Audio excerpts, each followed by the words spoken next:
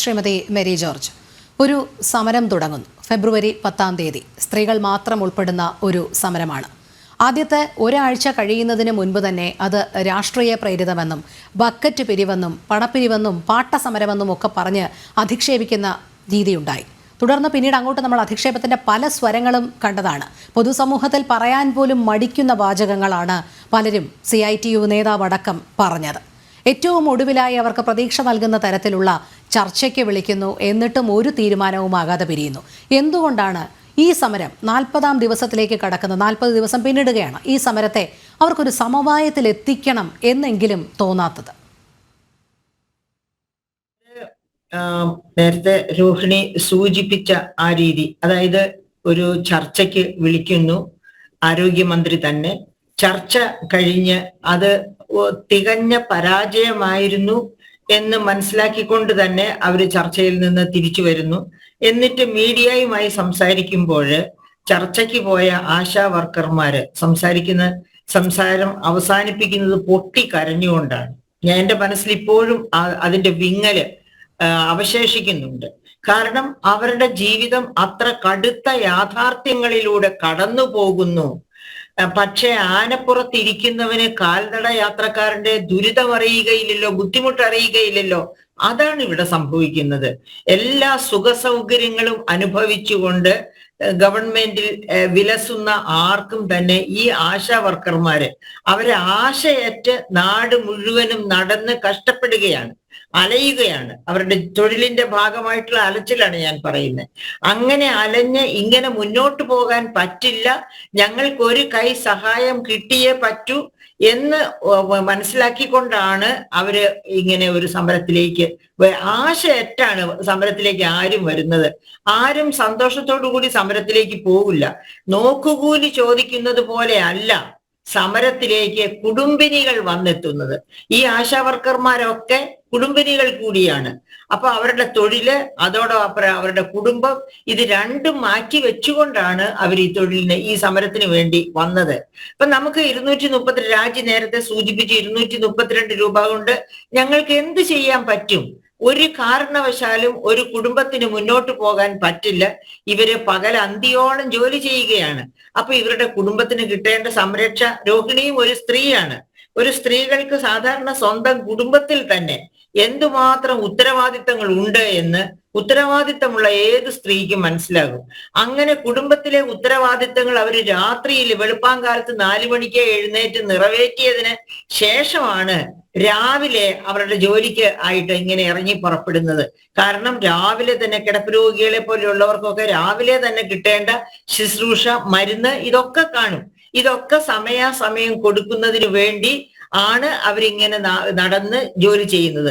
അപ്പൊ നേരത്തെ സംസാരിച്ച് ആള് പറഞ്ഞല്ലോ, അതായത് UPA കാലത്ത് 600 രൂപയായിരുന്നു ഓണറേറിയം എന്ന്. അന്ന് അവർക്ക് ഇഷ്ടമുള്ള ജോലിക്ക് പോകാമായിരുന്നു. അന്ന് ഈ ഒരു നാട് മുഴുവനും, ഒരു പ്രദേശം മുഴുവനും ഒരു ആശയ്ക്ക് ഏൽപ്പിച്ചു കൊടുക്കുകയല്ല ചെയ്തിരുന്നത്. മറ്റു ധാരാളം അവർക്ക് ഇഷ്ടം പോലെ സമയം ഉണ്ടായിരുന്നു. അന്ന് അവർ വോളണ്ടിയർ സർവീസ് ആണ് ചെയ്തിരുന്നത്. പക്ഷെ ഇപ്പൊ അങ്ങനെ വോളണ്ടിയർ സർവീസ് അല്ല ചെയ്യുന്നത്. കാരണം ഇപ്പോ ടൈം ബൗണ്ട് ആയിട്ട്, അവർക്ക് ഡ്യൂട്ടി ബൗണ്ട് ആയിട്ടാണ് അവരുടെ തൊഴില്. വേറെ ഒരു തൊഴിലിനും പോകാൻ പാടില്ല എന്നാണ് നിബന്ധനകളിൽ ഏറ്റവും പ്രധാനപ്പെട്ട നിബന്ധന. അതുകൊണ്ട് തന്നെ ഇതിൽ അവർ 100% കോൺസെൻട്രേറ്റ് ചെയ്ത് ജോലി ചെയ്യണം. അപ്പോ വേറെ ഒരു വരുമാന മാർഗത്തിൽ നിന്ന് മാത്രമല്ല ഇങ്ങനെ ഞാൻ ഈ പറഞ്ഞ രീതിയിൽ ഇങ്ങനെ അധ്വാനിക്കേണ്ടി വരുന്നത് കൊണ്ട് സ്വന്തം കുടുംബത്തിന്റെ കാര്യം നോക്കാൻ പോലും ബുദ്ധിമുട്ട് അനുഭവിക്കുന്നവരാണ് ഇവര്. അപ്പോഴാണ് ഈ പറയപ്പെട്ട 232 രൂപയ്ക്ക് ജോലി ചെയ്യണമെന്ന അവസ്ഥ വരുന്നത്. അത് ശരി, നമ്മളത് കണ്ടു. നേരത്തെ തന്നെ രോഹിണി പറഞ്ഞതുപോലെ അവരെ ഏതെല്ലാം തരത്തിലാണ് നേതാക്കന്മാര് ആക്ഷേപിക്കുന്നത്, കൃമിയെന്നും കീടമെന്നും ഒക്കെ വിളിക്കുന്ന ആ രീതി ഒക്കെ നടത്തുന്നു. അത് കഴിഞ്ഞിട്ട് എന്താ, മഴ പെയ്തപ്പോൾ എന്താ സംഭവിച്ചത്? അവർക്ക് ഒരു മേലാപ്പ്, ഒരു പ്ലാസ്റ്റിക് മേലാപ്പ്, അതുപോലും പോലീസിനെ കൊണ്ട് വലിച്ചു മാറ്റിക്കുന്നു. തലയിൽ ചൂടിയിരുന്ന ആ ഷീറ്റ് പോലും അവരെടുത്ത് മാറ്റിക്കുന്നു. എത്ര ക്രൂരമായിട്ട്, മാനുഷിക പരിഗണന പോലും ഇല്ലാതെയാണ് അവരോട് പെരുമാറിയിട്ടുള്ളത്.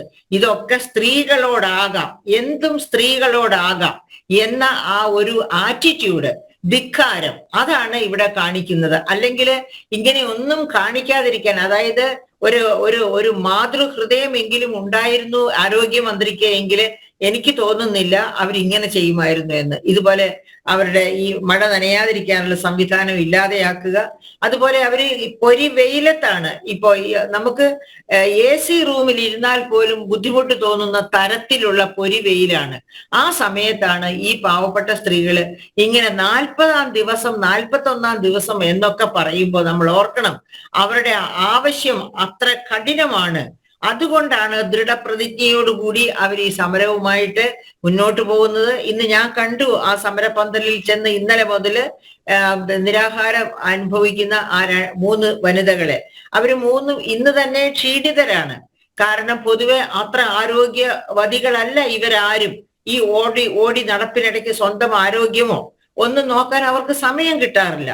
അപ്പൊ അങ്ങനെയുള്ളവരാണ് ഇപ്പോ ഈ പറഞ്ഞതുപോലെയുള്ള നിരാഹാര സമരത്തിലേക്ക് പോയിരിക്കുന്നത്. അത് കണ്ട് ആസ്വദിക്കുന്നവർ ഉണ്ടാകാം ഭരണ തലപ്പത്ത്. പക്ഷെ ഒരു കാര്യം എല്ലാവരും ഓർക്കേണ്ടതാണ്, ഇവിടുത്തെ ധനപ്രതിസന്ധിയുടെ ഒരു കാരണമല്ല ആശാ വർക്കർമാര് അതായത് ഇവിടുത്തെ ഏറ്റവും അതായത് അവഗണിക്കപ്പെട്ട ഒരു വിഭാഗം പോലെയാണ് 60+ കാണുന്നത്. ആ 60+ വേണ്ടിയും അതുപോലെ തന്നെ ആവശ്യമുള്ളവർക്ക് വേണ്ടിയുമാണ് സേവനം ചെയ്യുന്നത്. അങ്ങനെ ഏറ്റവും പ്രധാനപ്പെട്ട സേവനം അന്യൂനമായിട്ട് നൽകിക്കൊണ്ടിരിക്കുന്ന ഒരു പറ്റം ആശാ വർക്കർമാര് അവരെ ന്യായമായ കൂലിയല്ലാതെ ഒന്നും ചോദിക്കുന്നില്ല. 21,000 രൂപ ഒരു മാസം എന്ന് പറയുന്നത്, അതായത് 700 രൂപ ഒരു ദിവസം എന്ന് പറയുന്നത് ഏറ്റവും മാന്യമായ, അതായത് മിനിമമായ കൂലിയാണ്. പ്രിയപ്പെട്ട രോഹിണി, നമ്മൾ ഓർക്കണം, ഇവരിങ്ങനെ പറയുമ്പോൾ ഇന്റർനാഷണൽ ലേബർ ഓർഗനൈസേഷൻ 2000 ഒരു കൺവെൻഷൻ ഉണ്ടായിരുന്നു. ഡീസന്റ് ജോബ്, ആ ഡീസന്റ് ജോബിന് അവര് പറയുന്നത് മാന്യമായ വേതനമാണ്. ഒന്നാമത്തെ കണ്ടീഷൻ പറയുന്നത് എന്താണ് മാന്യമായ വേതനം? ഒരു നല്ല സ്റ്റാൻഡേർഡ് ഓഫ് ലിവിംഗ്, അതായത് ആഹാരവും വസ്ത്രവും ഒക്കെ ആയിട്ട് കഷ്ടിച്ച് തരക്കേടില്ലാത്ത ജീവിതം കഴിക്കാനുള്ള വേതനം. അത് 700 രൂപ പോരാ, കേരളത്തിൽ അത് 700 പോരാ. എങ്കിലും ഈ ആശാ വർക്കർമാർ 700-ൽ അത് നിലനിർത്തുന്നു, മതി എന്ന് പറയുന്നു.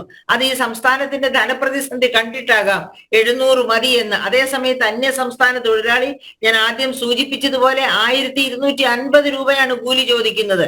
ഈ കഴിഞ്ഞ ആഴ്ചയിലും എന്റെ വീട്ടിൽ നിന്ന് ഞാൻ തന്നെ കൊടുത്തതാണ് 1250 രൂപ. വന്ന് ഏതാനും മണിക്കൂറുകൾ ജോലി ചെയ്യുന്നു. അത് ഈ ആശാ വർക്കർമാരെ പോലെ രാവിലെ മുതൽ രാത്രി വരെയല്ല ജോലി ചെയ്യുന്നത്. എന്നിട്ട് പോലും 1250 രൂപ കൊടുക്കുകയാണ്. അപ്പൊ അങ്ങനെ കൊടുക്കുന്നിടത്താണ് 700 മതി എന്ന് അവര് സമരസപ്പെട്ട് സമാധാനത്തോടു കൂടി ചോദിക്കുന്നത്. അതുപോലും കൊടുക്കില്ല എന്ന് പറയുന്ന ഗവൺമെന്റ്, ആ ഗവൺമെന്റിന്റെ ധനപ്രതിസന്ധിയുടെ ഒക്കെ ഉത്തരവാദിത്തം ഈ ആശാ വർക്കർമാരാണോ? അല്ല, അവർക്ക് ഉത്തരവാദിത്വമില്ല. അതായത് വകമാറ്റി ചെലവഴിക്കുന്നു. CAG എന്തൊക്കെ വിമർശനമാണ് ഈ ഗവൺമെന്റിനെതിരെ പറഞ്ഞിരിക്കുന്നത്. ഓരോ വകുപ്പിനും കിട്ടുന്ന ഫണ്ട് ആ വകുപ്പിന് ചെലവഴിക്കാതെ അത് വകമാറ്റി എങ്ങോട്ട് പോകുന്നു? നമുക്കറിയാം, മുഖം മിനുക്കാനായിട്ടുള്ള PR വർക്കിന് വേണ്ടിയും മറ്റതുപോലെ അതായത് നമുക്കറിയാം കേരളീയം പോലെയുള്ള മാമാങ്കങ്ങൾക്ക്, നവകേരള സദസ് പോലെയുള്ള മാമാങ്കങ്ങൾക്ക്, ഇതിനൊക്കെയാണ് പണം ചെലവഴിച്ച് ദൂർത്തടിക്കുന്നത്. മറ്റൊരു കേരള യാത്രയ്ക്ക് കൂടി പരിപാടി ഇടുന്നുണ്ട് എന്തായാലും. അതെ, അത് ശരിയാണ്. അങ്ങനെ ദൂർത്തടിയുടെ ഒരു കേളികൊട്ടുമായിട്ട് മുന്നോട്ട് പോകുന്ന ഗവൺമെന്റ് ആണ് അതിസാധാരണക്കാരായ സ്ത്രീ തൊഴിലാളികളോട് ഈ തരത്തില് മുഖം തിരിച്ചു നിൽക്കുന്നത്. അതെ, ആരോഗ്യമന്ത്രിയും ഒരു സ്ത്രീയാണ്. അത്താഴ വിരുന്നിൽ തീന്മേശയ്ക്ക് ചുറ്റും ഇങ്ങനെ ഇരിക്കുമ്പോഴെങ്കിലും പട്ടിണി പാവങ്ങൾ ആ തെരുവിൽ കിടപ്പുണ്ട് കഴിഞ്ഞ കുറേ നാളുകളായി എന്നുപോലും ഓർക്കാനുള്ള ഒരു മനസ്ഥിതി അവരുടെ ഭാഗത്തു നിന്ന് പോലും ഉണ്ടായില്ല എന്നുള്ളതാണ്.